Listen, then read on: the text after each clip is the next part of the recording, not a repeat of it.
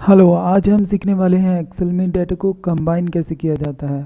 साथ में कई बार क्या होता है कि जब किसी सेल में नंबर और टेक्स्ट एक साथ लिखे होते हैं तो एक्सेल उन सेल की कैलकुलेशन नहीं करता।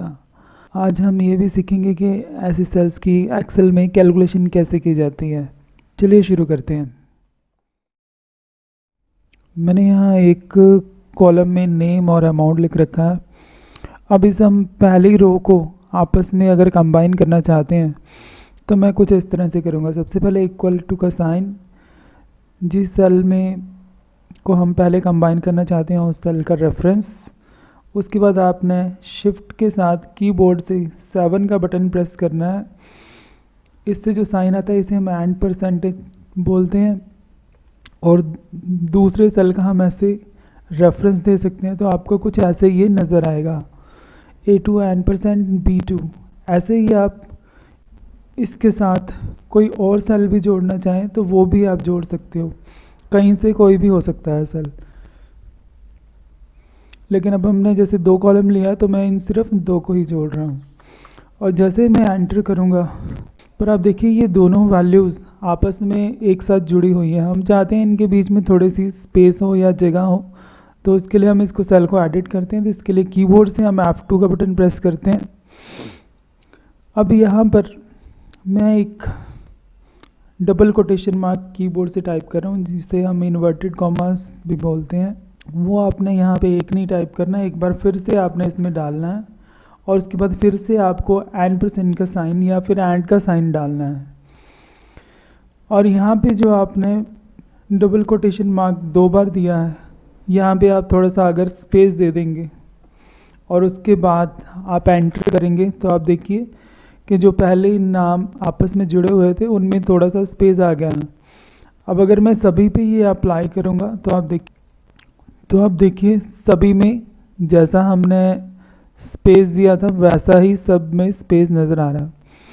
अब मान लीजिए हमने यहाँ पे स्पेस नहीं देना, कुछ और देना, हाइफन देना है, कॉलन का साइन देना है, हम कुछ भी दे सकते हैं। तो मैं पहले वाले सेल को एडिट करता हूँ। यहाँ पे मैं जो खाली जगह थी इन्वर्टेड कॉमा की, वहाँ पे एक कॉलन का साइन दे देता हूँ और एक स्पेस भी डाल देता हूँ और एंटर किया मैंने। तो आप देखिए यहाँ पे, और मैं यही सेम फॉर्मेट सभी सेल्स पे अप्लाई कर देता हूँ। तो आप देखिए ऐसे ही आप इसमें डाटा को कंबाइन करते हो इन्वर्टेड कॉमा में कुछ भी डाल सकते हैं, कोई भी सिंबल, कोई भी टेक्स्ट, कुछ भी। जैसे मान लीजिए मैं यहाँ पे डॉलर का साइन देना चाहता हूँ तो वो डॉलर का साइन आएगा। अगर मैं रुपीज़ का साइन देना चाहता हूँ तो रुपीज़ का साइन आएगा, या व्हाटएवर जो भी आप देना चाहो वो आप दे सकते हो।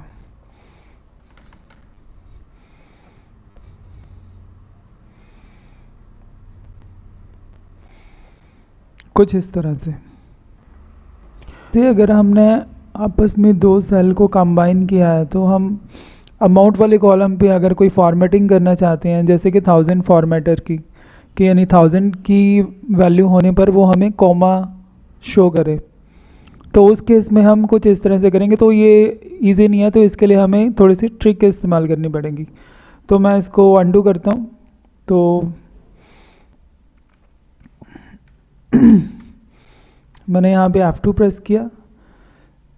अभी हमारा फॉर्मूला कुछ इस तरह से नज़र आ रहा है, इक्वल टू A2 एंड% का साइन, डबल कोटेशन मार्क 2 बार और फिर से एंड% और B2। अब यहाँ पर मैंने यहाँ पे एक फॉर्मूला लगाया टेक्स्ट का, तो फॉर्मेटिंग के लिए हम टेक्स्ट को यूज़ करेंगे। तो टेक्स्ट हम जो है फॉर्मूला वो अमाउंट वाले सेल के ऊपर लगाएंगे, क्योंकि नेम को अभी फॉर्मेट नहीं दे रहे, वो हम किसी और ट्यूटोरियल में देखेंगे।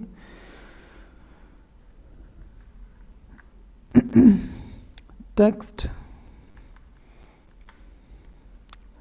B2।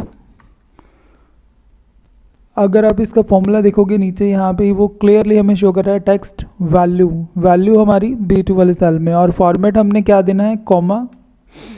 अब इसके लिए फॉर्मेटिंग क्या होगी, अगर हमने 1000 सेपरेटर इसके अंदर देना है, यानी हम चाहते हैं कि जो भी अमाउंट हो वो 1000 में दिखाए, तो वो याद रख पाना कई बार हमारे लिए मुश्किल होता है। तो मैं उसका एक आसान सा तरीका आपको बताता हूँ। आपने ऊपर नंबर फॉर्मेट में जाना है,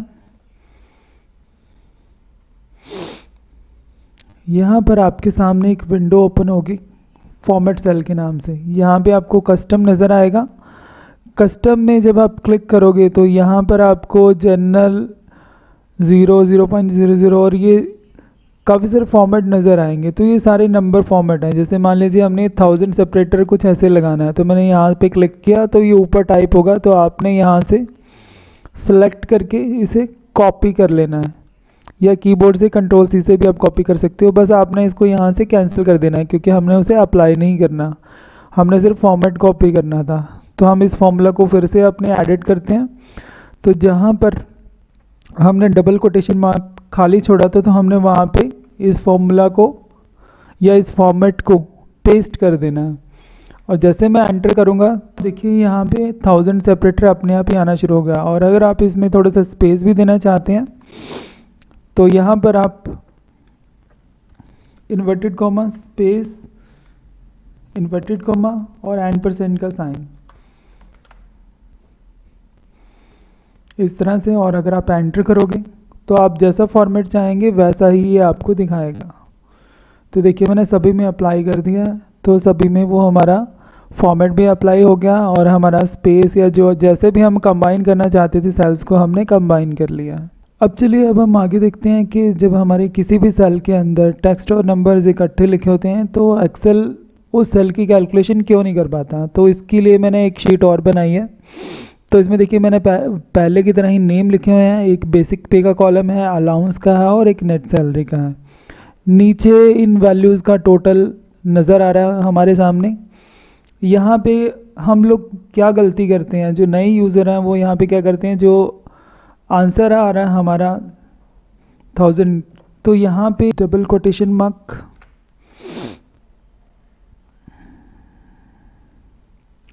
जैसे मुझे यहाँ पर बेसिक पे मैंने यहाँ टाइप कर दिया और यहाँ पे डबल कोटेशन मार्क को प्रेस किया और एक एंड% का साइन डाल दिया ताकि टेक्स्ट और फॉर्मूला दोनों आपस में कंबाइन हो सके। और अब मैं एंटर करूँगा तो यहाँ पे देखिए आंसर में बेसिक पे और हमारे 14000 लिखे आ रहे हैं। और मान लीजिए ऊपर मैं वैल्यूज़ अगर चेंज करूँगा तो हमारे आंसर में भी चेंजेस होंगे। ऐसे ही मैं अलाउंस वाले में चेंज करता हूँ। तो अलाउंस को मैंने ALLOW अलाउंस को मैंने यहाँ पर ALLOW लिख लिया है और इन्वर्टेड कॉमा क्लोज करके मैं एंड% का साइन दे रहा हूँ। यहाँ पे मैंने थोड़ा स्पेस दिया ताकि आंसर में स्पेस भी नज़र आए और मैंने एंटर किया तो यहाँ पे अलाउंस हमारा नज़र आ रहा है। लेकिन अब एक्सेल जिस भी सेल के अंदर नंबर और टेक्स्ट इकट्ठे होंगे तो उसकी वो कैलकुलेशन नहीं कर पा रहा। अगर मैं यहाँ पे फिर से सम का फॉर्मूला अप्लाई करने की कोशिश करता हूँ तो आप देखिए ये कैलकुलेशन नहीं कर पा रहा।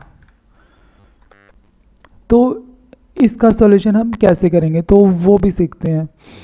आपको क्या करना है, आपको यहाँ पे इस तरह के फॉर्मूला की बिल्कुल भी ज़रूरत नहीं है। आपने यहाँ से एंड% को हटा देना है और सेम इसी तरह से ही इस सेल के लिए भी ऐसे ही करना है, यहाँ पे इरेज कर देना है। आपने इसको बिल्कुल सिंपल बना देना है जैसे कि हमने शुरू में बनाया था इसको। अब आपने क्या करना है, इसी सेल पे राइट क्लिक करना है, फॉर्मेट सेल्स पे जाना है, इसके अंदर आपको कस्टम पे क्लिक करना है। कस्टम पे जाने के बाद आप यहाँ पर जो भी इसके ऊपर फॉर्मेट लगाना चाहते हैं नंबर का उसको सिलेक्ट कर लीजिए, कोई भी ले सकते हैं आप। और इसके पहले ही जहाँ पे टाइप लिखा है उसके बिल्कुल पहले ही आपने यहाँ पे डबल कोटेशन मार्क या इन्वर्टेड कॉमा देने के बाद आप जो भी यहाँ पे आगे लिखना चाहते हैं वो आप लिख सकते हैं। मैंने यहाँ पे बेसिक लिख दिया, इन्वर्टेड कॉमा को क्लोज कर दिया। आप चाहे तो कुछ और भी डालना चाहें इसके अंदर डाल सकते हैं, कुछ इस तरह से। मैंने यहाँ पे हाइफन का सिंबल और डबल कोटेशन मार्क्स को बंद कर दिया है और उसके बाद आपने इसमें ओके के बटन पे प्रेस करना है।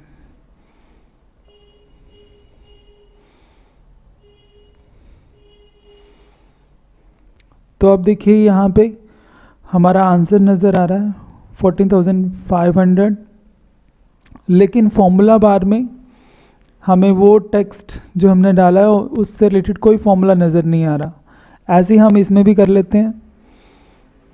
इस पर राइट क्लिक करना है, फॉर्मेट सेल्स में जाना है, कस्टम पे क्लिक करना है, फॉर्मेट नंबर सेलेक्ट करना है और यहाँ पर कस्टम में जाकर आपने इन्वर्टेड कॉमा में जो भी आप टेक्स्ट लिखना चाहते हो, एनीथिंग, कुछ भी लिख सकते हैं।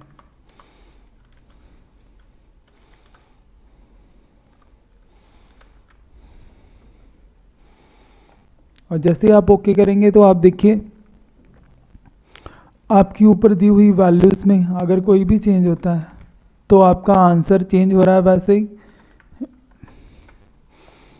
प्लस हमारा यहाँ पे सम भी हो रहा है।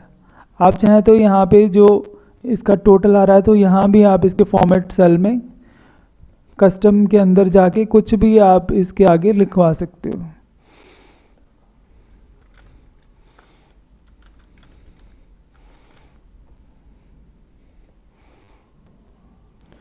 और ये डायनामिकली हमारा यहाँ पे काम करेगा।